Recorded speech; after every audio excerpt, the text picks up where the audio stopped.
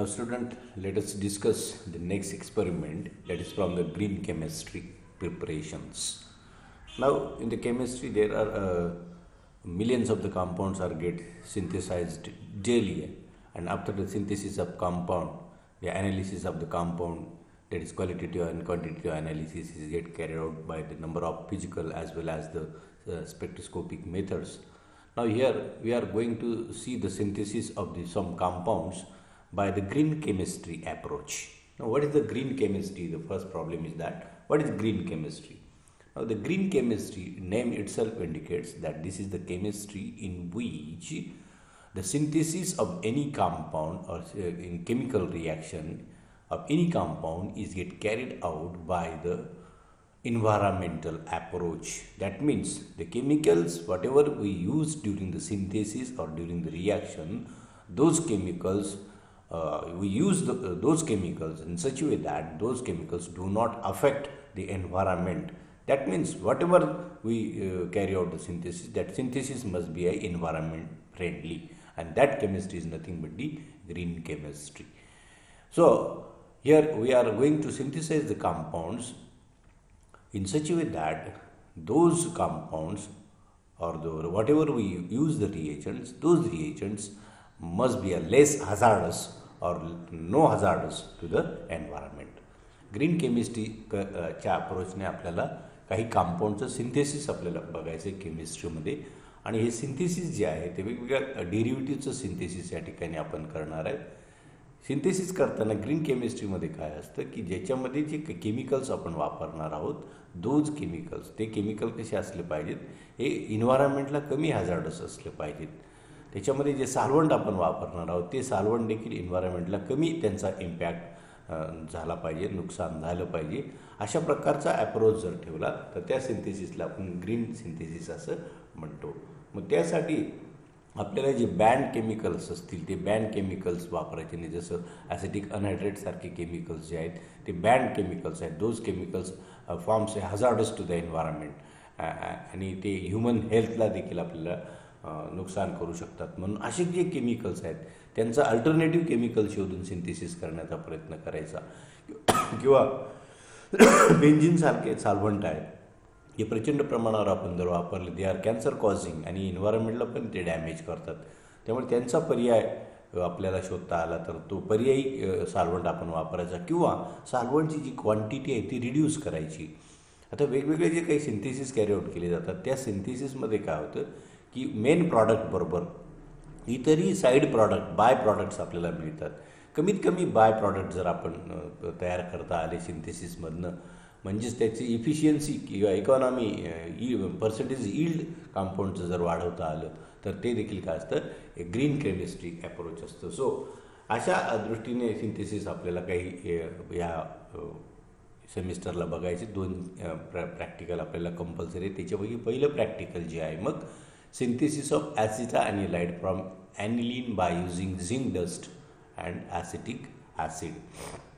ह्याच्यामध्ये हे सिंथेसिस आपल्याला बघायचे. त्याच्यासाठी आपल्याला ॲनिलीन लागणार आहे, ग्लायसिल ॲसिटिक ॲसिड लागणार आहे आणि झिंक डस्ट लागणार आहे. तर आपण काय करणार आहे, ॲनिलीनबरोबर कसली रिॲक्शन करणार आहे, ॲनिलीनबरोबर आपण ॲसिटिक ॲसिडची रिॲक्शन कॅरी आउट करणार आहे आणि त्याच्यामध्ये झिंक डस्ट बरोबर वापरणार आहे. आणि त्या सोल्युशनला जर बॉईल केलं तर आपल्याला ॲसिटाएनिलाइड तयार होतो. So this is the ॲसिटाएनिलाइड.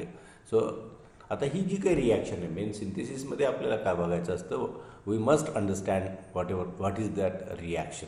तर या रिॲक्शनमध्ये काय होणार आहे बघा, इथे आपण झिंक डस्ट वापरतो आहे. ही झिंक डस्ट जी आहे ही इट प्रोव्हाइड्स ए सरफेस, हे आपल्याला सरफेस प्रोव्हाइड करायचं काम करतं रिॲक्शन मिक्सरला. आणि यामध्ये काय होतं, आता जो ॲसिटिक ॲसिड आहे याच्यामधनं आणि इथे आपल्याला हा जो कंपाऊंड आहे this OH group and this H group of this aniline is get removed, -H2O याच्यामधनं होतं. आणि त्यानंतर जो आपल्याला हा असाईल ग्रुप आहे C double bond OCH3 acyl group जो आहे it is get introduce on the nitrogen. या नायट्रोजनवर तो इंट्रोड्यूस केला जातो अशा प्रकारे. So it is a kind of the Friedel and craft acylation reaction आपण असं म्हणू शकतो. आणि ही पर्टिक्युलरली सबस्टिट्यूशन रिॲक्शन आहे. याच्यामध्ये कुठली रिॲक्शन आहे, सबस्टिट्यूशन रिॲक्शन आहे. आणि मग त्या ठिकाणी आपल्याला हा ॲसिटा ॲनिलाइड कंपाऊंड आपल्याला मिळतो. So this is the synthesis.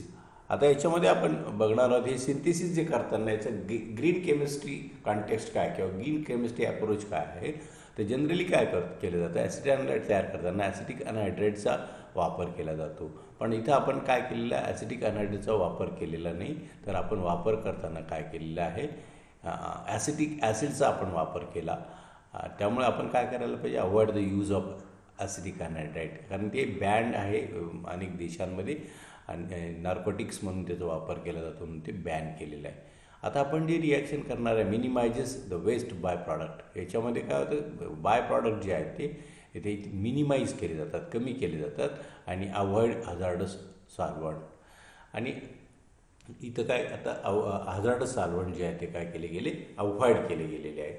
म्हणजे इथं आपण झिंक डस्ट वापरतो आहे आणि सॉल्व्हंट आपण काय त्यांनी मला simply by boiling the reaction we are obtaining the product. अशा प्रकारे आपल्याला या रिॲक्शनमध्ये प्रॉडक्ट जो मिळालेला आहे याच्यामध्ये कमीत कमी साईड प्रॉडक्ट आहेत. इथं बॉईल केल्यामुळे काय वॉटर मॉलिक्यूल रिमूव्ह होतं आहे, म्हणजे water is not hazardous to the environment, ते काय एन्व्हायरमेंटला हजार्डस नाही आहे. तर त्याच्यामध्ये काय प्रोसिजर आहे, सिम्पल प्रोसिजर आपण बघणार आहोत. ते मी I am reading the procedure and simultaneously I will explain that procedure. आपण काय करणार आहे, मिक्सचर घेतलं ॲनिलीनचं, ॲनिलीन कंपाऊंडचं मिक्सचर घेतलं 5.1 ग्रॅम. त्याच्यामध्ये आपण झिंक डस्ट ॲड केली 0.25 ग्रॅम आणि नंतर ग्लॅसिल ॲसिटिक ॲसिड 15 ml ते आपण घेतलं. हे राऊंड बॉटम फ्लास्कमध्ये आपण घेतलेलं आहे. आता flask is warm over the gentle flame by using the water condenser. नंतर या फ्लास्कला आपण वॉटर कंडेन्सर लावायचं आणि नंतर त्याला आपण काय केलं, हीट केलं. हीटिंग आपण कंटिन्यू करणार आहे ह्या रिॲक्शन मिक्सचरला किती 1.5 hours म्हणजे 1.5 तासापर्यंत त्याला आपण हीट करणार आहे. आणि नंतर this reaction mixture is then carefully poured in the 100 ml of cold water.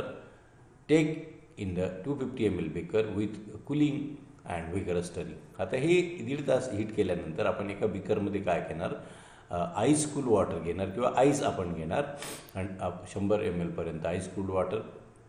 ते घेतल्यानंतर हे रिॲक्शन मिक्सचर जे आहे ते आईसकूल वॉटरमध्ये आपण हळूहळू ॲड करणार with constant and vigorous stirring. जोराने त्याला स्टर करून आपण त्याच्यामध्ये ॲड करणार. जसं आपण ॲड करू तसं आपल्याला the shining crystals of the acetanilide are separated out slowly. ते क्रिस्टल्स आपल्याला तयार व्हायला लागतील. After 15 minutes collect acetanilide crystals by by filtration. हे हळूहळू आपण प्रोसेस ॲड केल्यानंतर त्याला स्टर करायचं. 15 मिनिटानंतर त्याला आपल्याला मिळतील ॲसिड अॅनिलाइडचे क्रिस्टल आपल्याला मिळतील. The solid crystals are washed with burner फनेलच्या साहाय्याने वॉश करायचं आणि crystallize in boiling water, recrystallize in the boiling water. आता हा जो काही प्रॉडक्ट तयार झालेला असेल मग त्याचं रिक्रिस्टलायझेशन केलं जातं. रिक्रिस्टलायझेशन म्हणजे काय, त्याच्यामध्ये जे इनसोल्युबल इम्प्युरिटीज असतील त्या इनसोल्युबल इम्प्युरिटीज सुटेबल सॉल्व्हंटच्या साहाय्याने रिमूव्ह केल्या जातात. तर या पर्टिक्युलर ॲसिड अॅनिलाइडला काय केलं आपण, वॉटरमध्ये त्याला टाकलं आणि वॉटरमध्ये एका बाउलमध्ये घेऊन त्याला बॉईल केल्यानंतर बॉईल केल्यावरती त्याच्यात इनसोल्युबल इम्प्युरिटीज तशाच राहतील आणि त्यानंतर त्याला आपण फिल्टर करून घेतलं की त्याचं होणार आहे recrystallization. If necessary decolorizing charcoal may be added during the recrystallization. जर त्याला कलर्ड कंपाऊंड जर मिळाला असेल तर तो कलर घालवण्यासाठी आपल्याला त्याच्यामध्ये आपण चारकोल देखील ॲड करू शकतो. त्याच्यानंतर तो कंपाऊंड आपण ड्राय करायचा. ड्राय केलेल्या कंपाऊंडचं काय करायचं, record the melting point of the product. त्याचं आपण काय करतो मग प्रॉडक्ट तयार करतो आणि अशा प्रकारे आपल्याला मग आपलं प्रिपरेशन तयार झालं. त्या कंपाऊंडचं आपण वजन मोजतो, त्याचा मेल्टिंग पॉईंट घेतो आणि रिझल्ट देतो, नोंदवतो. प्रॅक्टिकल यील्ड किती मिळालेलं आहे, किती ग्रॅम आणि melting point of the product नेहमीप्रमाणे. So this is the green chemistry approach. ह्याच्याने आपण जे काय लेस हजार्डस केमिकल किंवा लेस एन्व्हायरमेंटल इफेक्ट करणारे कंपाऊंड्स वापरतो. सो अशा प्रकारे हा एक्सपेरिमेंट आहे. मग preparation of this acetanilide from the aniline. हा स्टार्टिंग कंपाऊंड जो तो ॲनिलीन आहे आणि त्यानंतर मग आपल्याला ॲसिटा अॅनिलाइड हा कंपाऊंड मिळाला.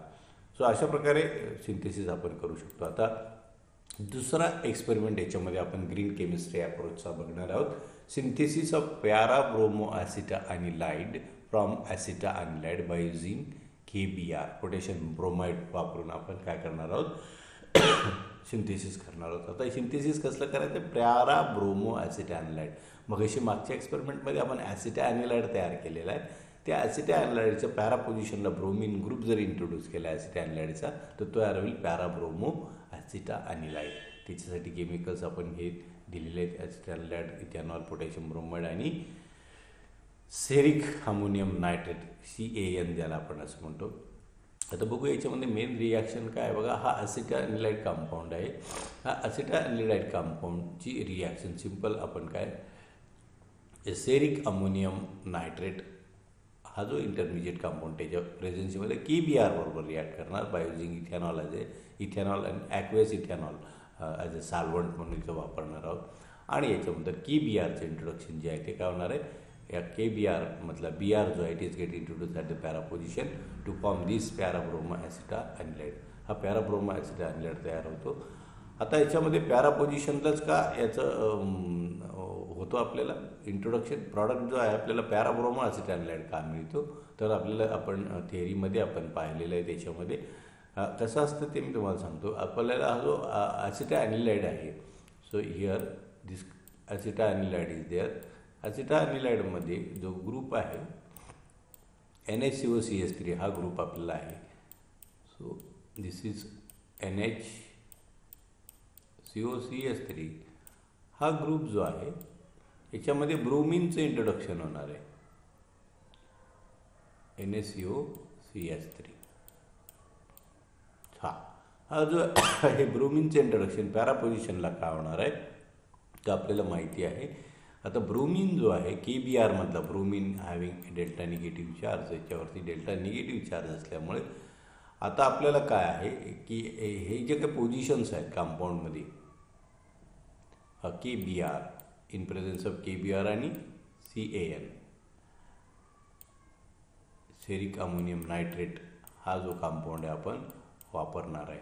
आणि हा जो पर्टिक्युलर ग्रुप आपण इथं वापरतोय this group is a ortho para orienting group आहे.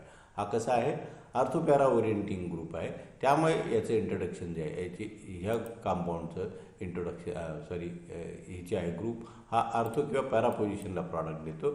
दॅट्स वाय हा या ग्रुपला आपण म्हणतो आर्थोपॅरा ओरिएंटिंग. आणि त्यामुळे आपल्याला कंपाऊंडमध्ये जे आहे पॅरा प्रॉडक्ट आपल्याला हा पॅराब्रोमो ॲसिटा ॲनिलाइड आपल्याला मिळालेला आहे. कारण इथं C डबल बॉन्ड असल्यामुळे हे हा इलेक्ट्रॉन विड्रॉ करतो आणि इलेक्ट्रॉन विड्रॉ करत असल्यामुळे तो पॅरा किंवा अर्थ पोझिशन जी आहे त्या पॅरा किंवा अर्थ पोझिशनचे इलेक्ट्रॉन आता याच्यामध्ये हा NH ग्रुप जो आहे याचं 2 इलेक्ट्रॉन डोनेटिंग इफेक्ट पण आहे.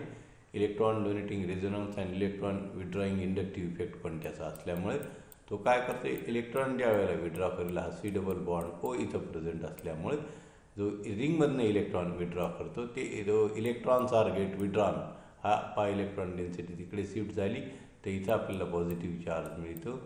किंवा मग ही इलेक्ट्रॉन डेन्सिटी इकडे शिफ्ट झाली तर इथं आपल्याला पॉझिटिव्ह चार्ज मिळतो. अशा प्रकारे पॅरा पोझिशनला आपल्याला काय होतं मग ब्रोमिन जो आहे तो अटॅक करतो आणि आपल्याला मिळतो पॅराब्रोमो ॲसिटा ॲनिलाइड ॲज ए प्रॉडक्ट आपल्याला ह्या रिॲक्शनमध्ये हा मिळतो. सो अशा प्रकारे हा कंपाऊंड आपल्याला मिळतो.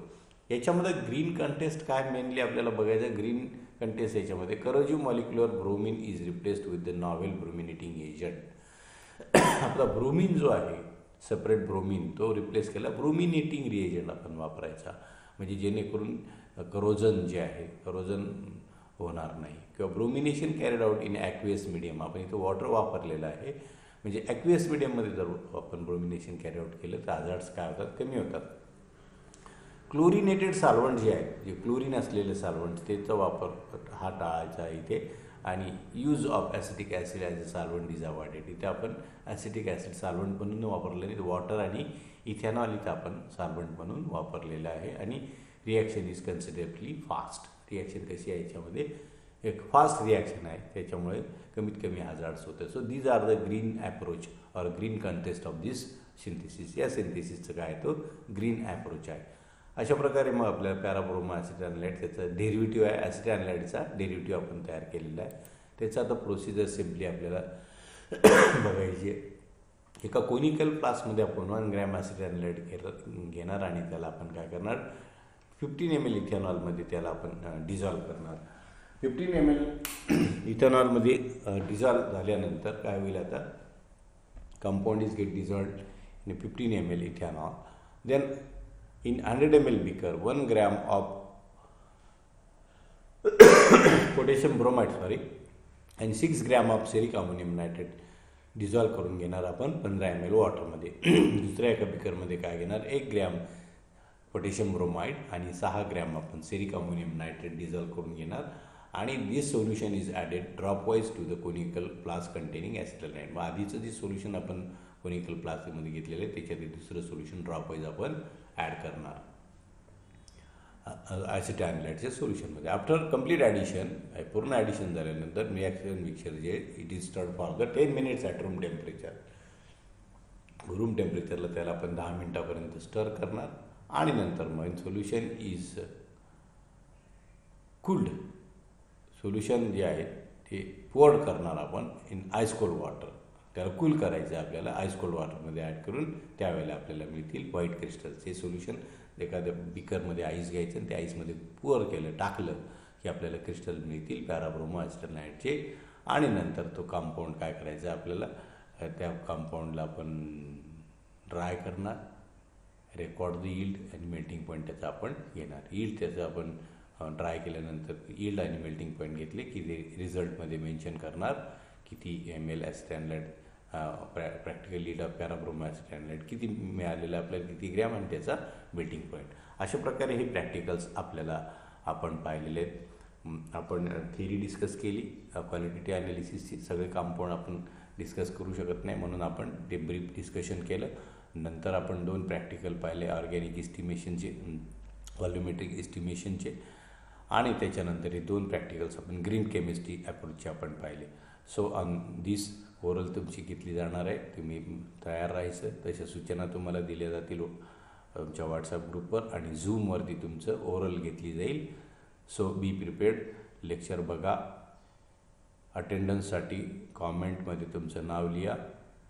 Thank you very much.